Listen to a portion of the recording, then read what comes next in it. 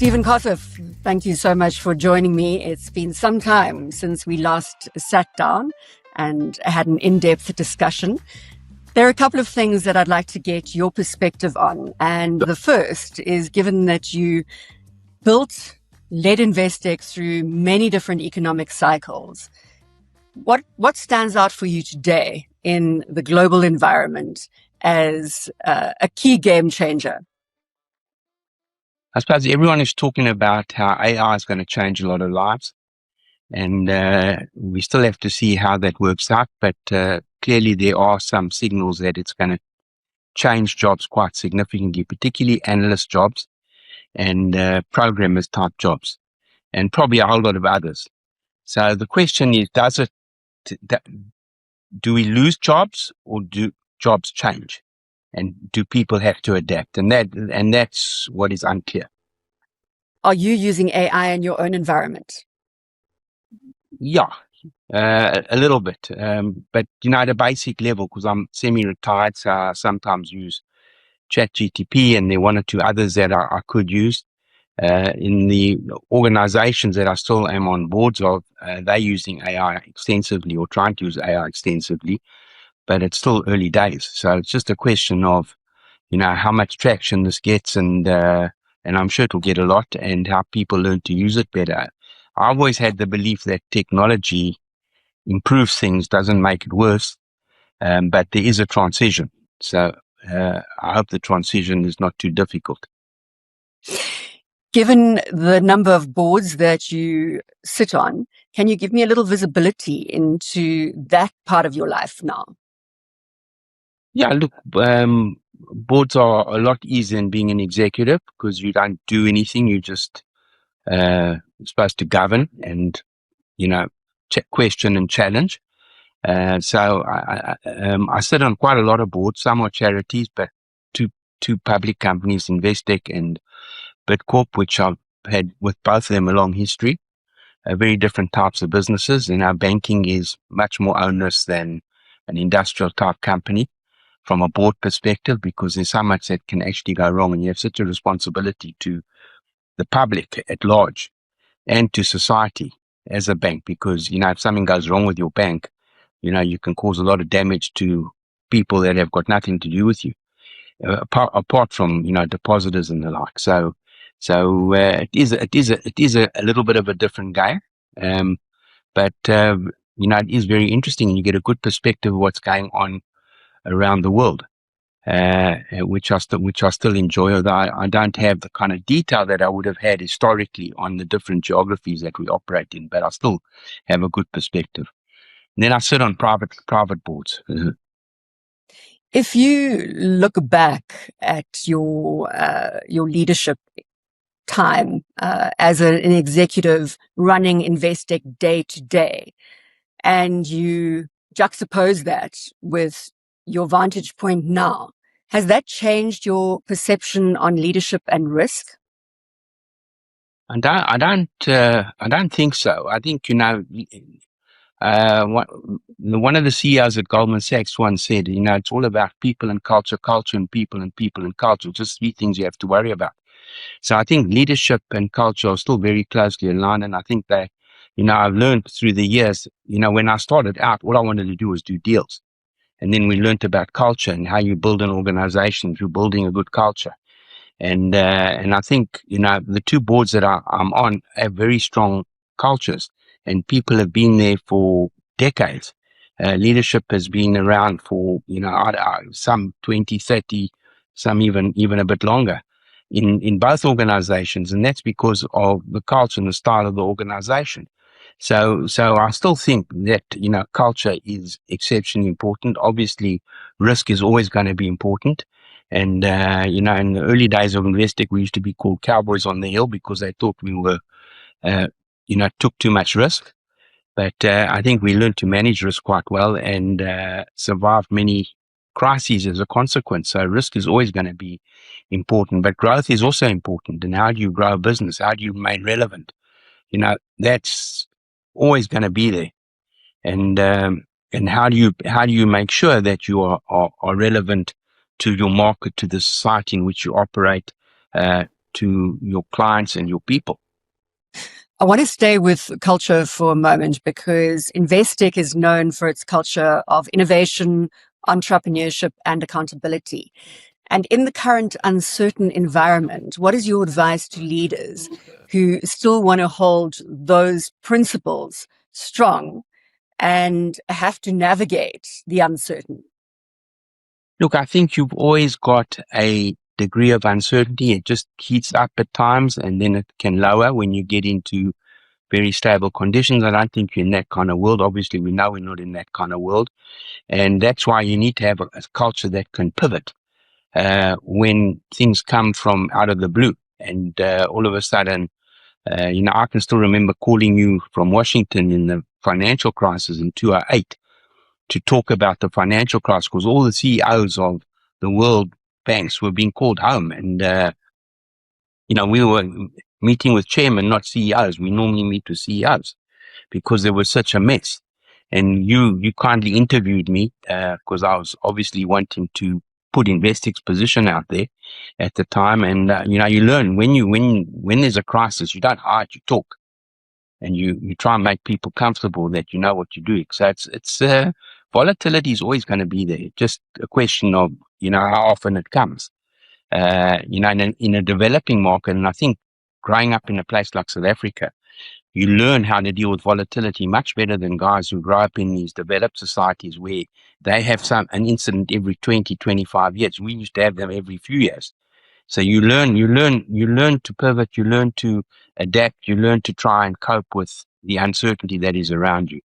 And I think that's why you find South Africans who generally done quite well when they travel internationally, because they come with that understanding of working in a volatile environment. You bring us to South Africa, and obviously this was critical to Investec's growth. What do you think South Africa underestimates about itself? I think its potential as a society. I think it's gone through a hell of a lot over decades, obviously transitioning from apartheid to a democracy. And I think there are a lot of learnings in that process itself. It has, as a country, a lot of potential. It's got a very uniquely strong financial sector for an emerging market. I mean, it is globally competitive. And then it's got some very good corporates. And then obviously it's got, mining and resources and tourism. So, and, game farms and all those kind of things. I mean, it's got massive potential. It's just, we just need to exploit that potential. And the only way we're going to be able to do that properly, you see pockets of it starting to, if you walk around Cape Town and you're going, down, walking from Bantry Bay to Clifton, you hear, foreign languages being spoken. And they're not just visitors, they own homes there. So they're buying. So you can see what the potential is of the country if we just get our act together and, transition from a country that's, I would say, transition to a growth economy. And to transition to a growth economy, we have to do quite a few things differently. And, that's been, I'm going back 10 years when I was shouting and screaming. But it's no different today. It is exactly the same. We need to grow at 5%. We can't grow at 1.5 or 1.2% and think that that's going to uplift our people. So that still exists, but there is, a lot of potential. Talk to me about the coalition politics that we are in as a country and your view.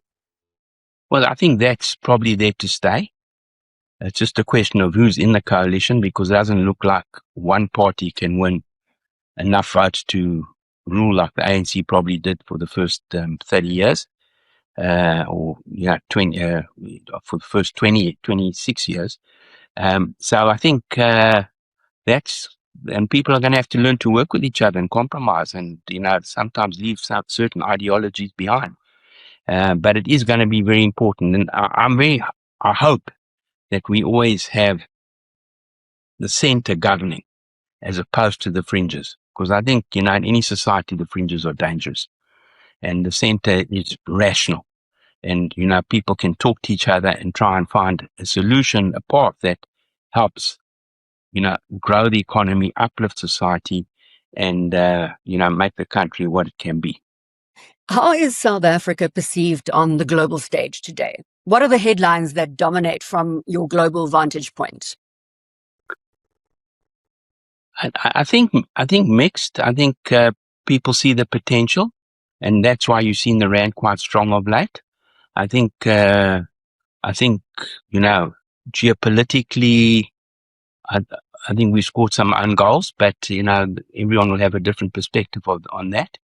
I think South Africa, could be this neutral type country that everyone is attracted to. Platform for Africa, growth economy.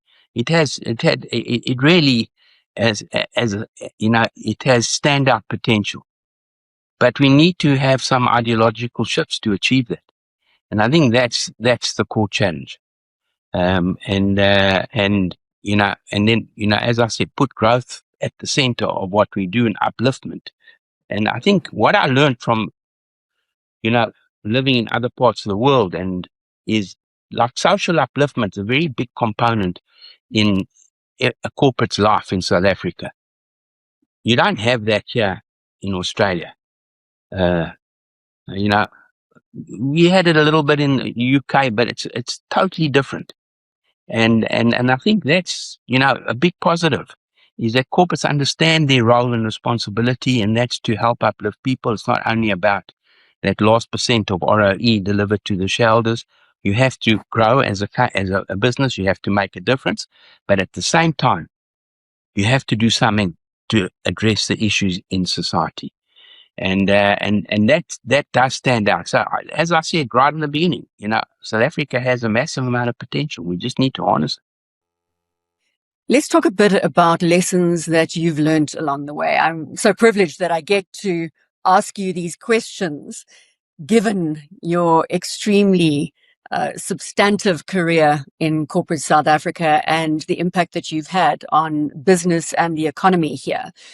What would you say is one of the biggest lessons that you learned during your time as the CEO of Investec?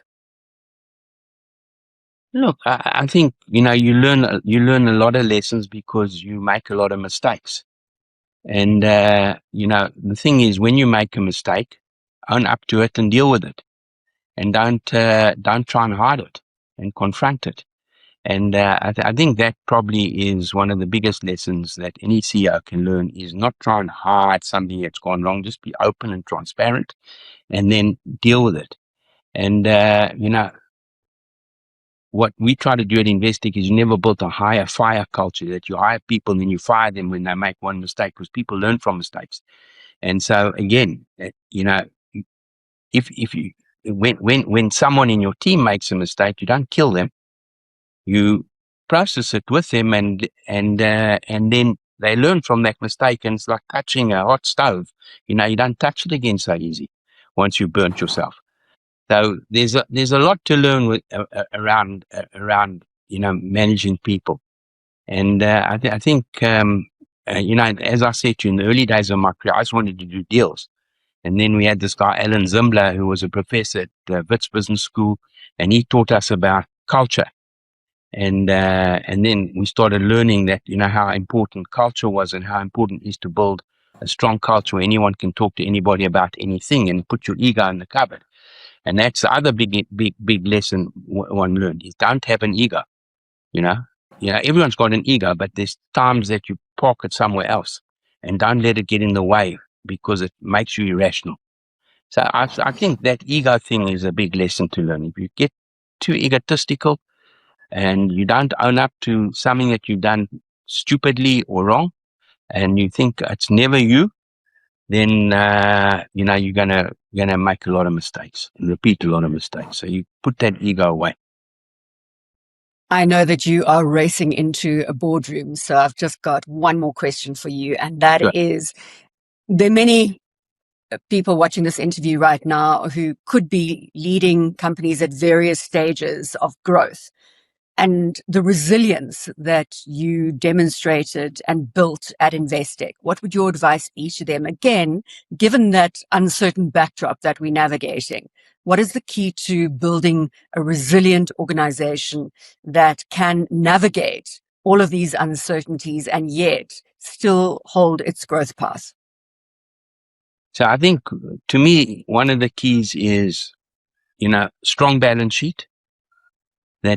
So you don't want to borrow too much so you get caught out in a poor season.